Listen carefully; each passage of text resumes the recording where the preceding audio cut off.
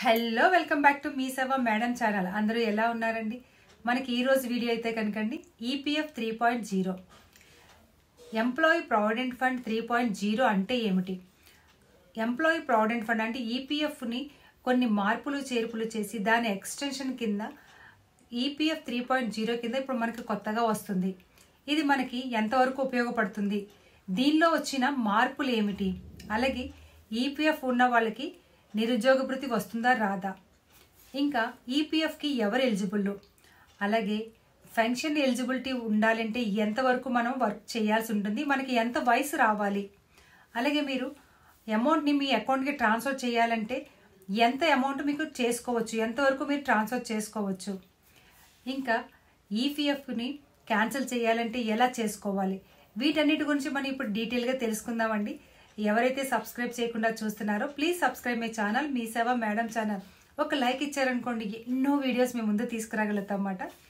అయితే EPF employee provident ఫండ్లో 3.0 కింద ఇప్పుడు కొత్తగా వస్తుందండి. 20 మంది కన్నా ఎక్కువ మంది ఉంటే ఆ బిజినెస్ కానీ ఆ వ్యాపారం కానీ లేకపోతే ఆ కంపెనీ కానీ ఏదైనా సరే ఈపీఎఫ్ని మెయింటైన్ చేయాలన్నమాట అండి. ఈ ఈపీఎఫ్ ఎవరు ఎలిజిబుల్ అవుతారంటే కనుక 15,000 రూపాయలు అంటే 10,000 నుంచి 15,000 జీతం ఎవరికైతే వస్తుందో వాళ్ళందరూ కూడా ఈపీఎఫ్కి ఎలిజిబుల్ అవుతారన్నమాట అండి. ఈ ఈపీఎఫ్కి ఎలిజిబుల్ అంటే ఏంటంటే మన శాలరీలోంచి మనకి 12% మామూలుగా కట్ అవుతుంది అన్నమాట అండి. అయితే మన నుంచే కాకుండా కంపెనీ నుంచి మనం ఎక్కడైతే పనిచేస్తున్నామో ఆ కంపెనీ నుంచి. అందుకే ఈ ఈపీఎఫ్లోని 2 ఉంటాయండి, ఎంప్లాయరు ఎంప్లాయీ అని ఉంటుంది. ఎంప్లాయర్ అంటే కనుక మనం చేస్తున్న కంపెనీ కానీ ఎక్కడైనా సంస్థ నుంచి మనకు వచ్చేది మాట అండి. ఎంప్లాయీ అంటే మీ నుంచి కట్ అయ్యేది మాట, అంటే ఎవరైతే ఎంప్లాయీ ఉంటారో వాళ్ళ నుంచి కట్ అయ్యేది మాట. ఈపీఎఫ్ రూల్స్ ప్రకారము ప్రతి వ్యక్తి కూడా 10,000 దాటిన వాళ్ళందరూ కూడా 12% వాళ్ళ శాలరీ నుంచి డిడక్ట్ చేస్తారన్నమాట అండి. కట్ చేసి దాన్ని ఈపీఎఫ్ అమౌంట్కి పంపిస్తారన్నమాట అండి. అలాగే మనతో పాటు మనం పనిచేసే సంస్థ కూడా మన మీద అంటే మనకి 12% మన తరపున సంస్థ వేస్తుంది అన్నమాట అండి. అంటే మనది 12%, అలాగే సంస్థది 12%. ఇలాగ ఇప్పటివరకు అయితే కనుక మనకి రన్ అవుతూ వచ్చింది అన్నమాట అండి మన ఈపీఎఫ్. అయితే ఇకపై ఈ ఎంప్లాయీ ప్రావిడెంట్ ఫండ్ 3.0 కింద అయితే కనుక ఇప్పటి వరకును మన శాలరీలోని ఈపీఎఫ్ కింద 12% మాత్రమే కట్ చేస్తూ వచ్చేవారు. కానీ ఈ ఈపీఎఫ్ 3.0 కింద ఇప్పుడైతే కనుక 12% నుంచి మీకు 30% వరకు కూడా మీరు అమౌంట్ని ఈపీఎఫ్ కింద దాచుకోవచ్చు అన్నమాట మీ ఇష్ట ప్రకారము.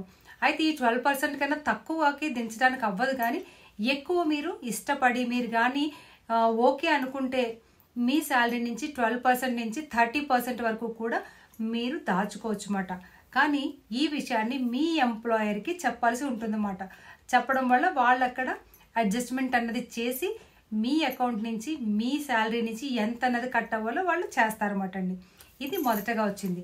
అలాగే ఎప్పుడైనా మీరు అమౌంట్ని ట్రాన్స్ఫర్ చేసినట్లయితే ఎప్పుడైనా మీరు దాచుకున్న అమౌంట్లోని మీరు ఒక నెల గ్యాప్ వచ్చిందనుకోండి మీ వర్క్ నుంచి, అప్పుడు మీరు పిఎఫ్ నుంచి అడ్వాన్స్ పెట్టుకోవచ్చు అన్నమాట అండి. మీరు ఒక నెల కానీ గ్యాప్ వచ్చిందనుకోండి, మీరు అప్పుడు ఏం చేస్తారంటే మీరు మీ పిఎఫ్ నుంచి ట్రాన్స్ఫర్ అన్నది పెట్టుకోవచ్చు అన్నమాట, అంటే అడ్వాన్స్ అన్నది తీసుకోవచ్చు అన్నమాట అండి. ఆ తీసుకునేటప్పుడు మీరు దాచుకున్న అమౌంట్లో 75% మీకు వేస్తారన్నమాట అండి. మీరు 100 రూపాయలు దాచుకుంటే 75 రూపాయల వరకు కూడా మీరు అడ్వాన్స్ కింద తీసుకోవచ్చు అన్నమాట అండి. అది 2 నెలల గ్యాప్ వచ్చింది అనుకోండి, అప్పుడు మీరు 100% తీసుకోవచ్చు అన్నమాట అండి. ఆ 100% అంటే ఫుల్ అమౌంట్ మీకు సెటిల్మెంట్ అన్నది వచ్చేస్తుంది అన్నమాట అండి. ఇప్పటి వరకు అయితే కనుక మీరు ఫుల్ అమౌంట్ సెటిల్మెంట్ తీసుకుంటే మీరు ట్రాన్స్ఫర్ చేసుకోవాలి. అంటే మీరు పిఎఫ్ అకౌంట్లోకి వెళ్ళి ఐడి పాస్వర్డ్ వేసి దాన్ని ఏంటంటే లాగిన్ అయిన తర్వాత మీ బ్యాంక్ బుక్ అన్నది స్కాన్ చేయడము, ఇలాగా చెక్ కానీ బ్యాంక్ బుక్ కానీ స్కాన్ చేసి పెట్టి ఇలా ట్రాన్స్ఫర్ చేసేవారు. ఈ ట్రాన్స్ఫర్ చేసిన తర్వాత ఒక 10 రోజుల లోపు మీ అకౌంట్కి ట్రాన్స్ఫర్ అయ్యేది అకౌంట్. కానీ ఇప్పుడైతే కనుక ఈపీఎఫ్ 3.0 అంటే ఎంప్లాయీ ప్రావిడెంట్ ఫండ్ 3.0 కింద ఇప్పుడు వచ్చిన కొత్త పద్ధతి ఏంటంటే కనుక మీకు ఒక కార్డుని అయితే ఇస్తారన్నమాట అండి. ఈపీఎఫ్ కార్డు అనేది మీకు కొత్తగా ఇస్తారు.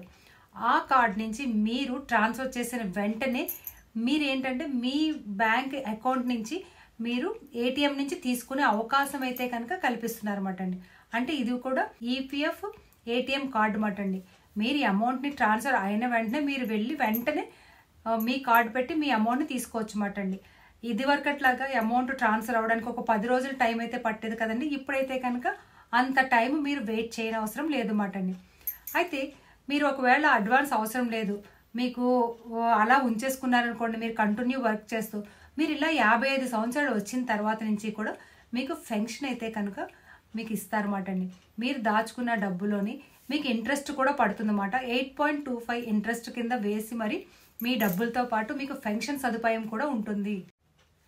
మీరు లేదా మధ్యలోనే ఫుల్ అమౌంట్ తీసుకోవాలి, మీరు మీ సంస్థ నుంచి మీరు మానేశారు, మీరు ఎక్కడైతే వర్క్ చేస్తున్నారో అక్కడి నుంచి మానేశారు, మానేసిన తర్వాత ఒక 22 నెలల లోపు మీరు ఫుల్ అమౌంట్ తీసుకోవాలన్నప్పుడు మీరు పెట్టుకోవాల్సిన ఫామ్ ఏంటంటే 19C అన్న ఫామ్ని పెట్టుకోవాల్సి ఉంటుంది అన్నమాట అండి. పెట్టుకుంటే అప్పుడు మీకు ఫుల్ అమౌంట్ అన్నది సెటిల్మెంట్ అయిపోతుంది అన్నమాట అండి. 19C 10C అని ఉంటుంది. 19C పెడితే అందులోని 10C కూడా ఇప్పుడు వచ్చేస్తుంది అన్నమాట అండి 3.20 కింద. సో అందుకే మీరు 19C కానీ పెట్టుకున్నట్లయితే మీ ఫుల్ అమౌంట్ సెటిల్మెంట్ అయ్యి మీ అకౌంట్కి అయితే వచ్చేస్తుంది అన్నమాట అండి. అయితే చాలా మందికి ఏంటంటే కొన్ని కరెక్షన్స్ ఉంటున్నాయి. ఎందుకంటే మీ ఆధార్ కార్డులో ఒకలా ఉంటుంది, మీకు పిఎఫ్లోని యూఏఎన్ నెంబర్లోని ఇచ్చిన పేరు ఒకలా ఉంటుంది అన్నమాట అండి. యూఏఎన్ అంటే యూనివర్సల్ అకౌంట్ నెంబర్ అన్నమాట అండి. ఈ నెంబర్లోని మీ పేరులోని గ్యాప్ కాదు కదా, చిన్న పులి స్టాప్ కానీ ఉన్నా సరే అది మీ ఆధార్ కార్డులో సేమ్ యాజ్ ఇట్ ఈస్గా ఉండాలన్నమాట అండి. ఈ రెండింటికి కానీ డిఫరెన్స్ వస్తే మీ పిఎఫ్ నుంచి ఒక్క పైసా కూడా మీరు ట్రాన్స్ఫర్ చేయలేరు. అలాగే మీ బ్యాంక్ అకౌంట్లోని కూడా మీ ఫాదర్ నేమ్ చూస్తారన్నమాట. మీ పిఎఫ్లో ఉన్న మీ నేము, ఆధార్లో ఉన్న నేము, బ్యాంక్ అకౌంట్లో ఉన్న నేము ఒకేలా ఉండాలి. ఇందులో ఏ చిన్న గ్యాప్ కూడా వాళ్ళు తప్పు కిందే తీసుకుంటున్నారు. మీ పిఎఫ్లోనేమో నాగేశ్వరరావు అని కలిపి ఉంది, మీ ఆధార్ కార్డులో నాగేశ్వరరావు విడివిడిగా ఉంది, అంటే మధ్యలో గ్యాప్ ఒకటి ఉంది. ఆ గ్యాప్ కూడా తప్పు కిందే కన్సిడర్ చేస్తుంది అన్నమాట అండి సర్వర్. సో అందుకే పిఎఫ్లో పేరు, ఆధార్లో పేరు, బ్యాంక్ బుక్లో పేరు ఒకేలా ఉండాలి. అట్ ది సేమ్ టైం పిఎఫ్లో ఫాదర్ నేము, ఆధార్లో ఫాదర్ నేము, బ్యాంక్ బుక్లో ఉన్న ఫాదర్ నేమ్ కూడా ఒకేలా ఉంటేనే మీరు అమౌంట్ అన్నది ట్రాన్స్ఫర్ చేయడం అవుతుందండి. లేకపోతే కనుక ఎర్రర్ చూపిస్తుంది. మీరు బ్యాంక్ అకౌంట్ పెట్టినా సరే అది రిజెక్ట్ అయిపోతుంది అన్నమాట. సో ఇది మాత్రం ఖచ్చితంగా చూసుకోండి. అలాగే 50,000 కన్నా ఎక్కువ ఉంటే కనుక మీ అమౌంట్ పిఎఫ్లోని మీరు కంపల్సరీ ప్యాన్ అయితే కనుక లింక్ చేయాల్సి ఉంటుంది. మీ యూఏఎన్ నెంబర్లో లాగిన్ అయ్యి అక్కడ కేవైసీలో ప్యాన్ని లింక్ చేయకపోతే మీ అకౌంట్ నుంచి 20% డిడక్ట్ అయిపోతుంది. అంటే 20% తీసేస్తారన్నమాట అండి. ఎందుకంటే మీ పాన్ కార్డు అక్కడ లేకపోవడం వల్ల. అందుకే పిఎఫ్ ఉన్న ప్రతి ఒక్కరూ కూడా మీ పాన్ కార్డ్ని లింక్ చేయడం మర్చిపోకండి. పాన్ కార్డ్ లింక్ చేయకపోతే అక్కడ చూపిస్తుంది మీకు 20% మీకు ఉన్న అమౌంట్ నుంచి తీసేస్తారన్నమాట అండి. మనకి వేస్ట్ కదండి. దానికన్నా సింపుల్గా మీ పాన్ కార్డ్ వేసి ఒక ఓటీపీ వేస్తే అక్కడ 15 నుంచి 20 రోజుల లోపల లింక్ అయిపోతుంది అన్నమాట. పిఎఫ్ అకౌంట్ ఉన్న వాళ్ళకి నిరుద్యోగ భృతి రాదా అంటే కనుక ఖచ్చితంగా రాదండి. ఎందుకంటే నిరుద్యోగ భృతి అంటేనే ఏ ఉద్యోగం లేకుండా ఉన్నవాళ్ళు. మరి పిఎఫ్ అకౌంట్ ఉంది అంటే అర్థం ఏంటంటే 10,000 కన్నా ఎక్కువ శాలరీ వస్తుందనే అర్థం కదండి. అప్పుడు వాళ్ళు నిరుద్యోగులు అవ్వరు కదా. అందుకే నిరుద్యోగ భృతికి పిఎఫ్ అకౌంట్ ఉన్న వాళ్ళు అర్హులు కాదు మాటండి.